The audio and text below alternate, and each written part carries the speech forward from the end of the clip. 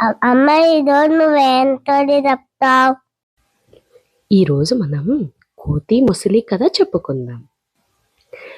చాలా కాలం క్రితం ఒక నది ఒడ్డున ఒక జామ చెట్టు పైన తెలివైన కోతి నివసించేది.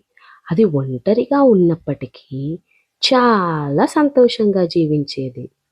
ఒకరోజు నది నుంచి ఒక ముసలి వచ్చింది. నాకు చాలా ఆకలిగా ఉంది అని కోతితో చెప్పింది.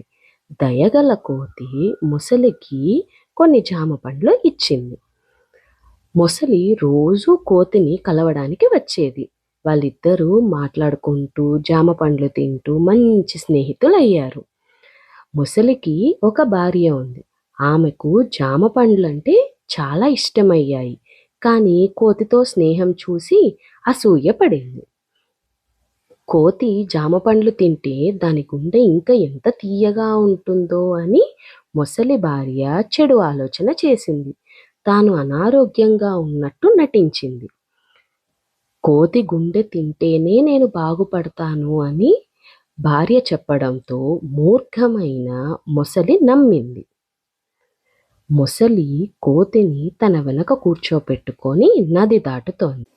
ఉన్నట్టుండి ముసలి ఆగిపోయి తన ఉద్దేశాన్ని కోతితో చెప్పింది. నా భార్య అనారోగ్యంగా ఉంది, అందుకే నీ గుండె తీసుకొని వెళ్ళి దానికి ఇవ్వాలి అనుకున్నాను అని చెప్పింది.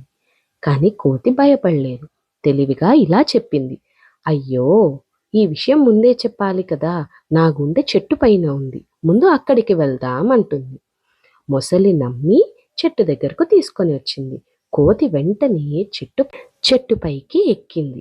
సురక్షితంగా నిలబడి ఇలా చెప్పింది, నీ భార్య మాటలు నమ్మి స్నేహితుని చంపాలనుకున్నావు, నువ్వు చాలా మూర్ఖుడివి అని. మళ్ళీ నా మాటలు నమ్మి నన్ను చెట్టు వరకు తీసుకొచ్చావు, నువ్వు నిజంగా ఎంత మూర్ఖుడివి అని అనింది.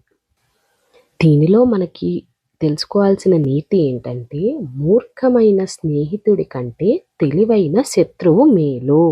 అమ్మ స్టోరీ బాగుందమ్మా. ఇలాంటి కథలు ఇంకా వినాలి అనుకుంటున్నారా? అయితే సబ్స్క్రైబ్ చేయండి.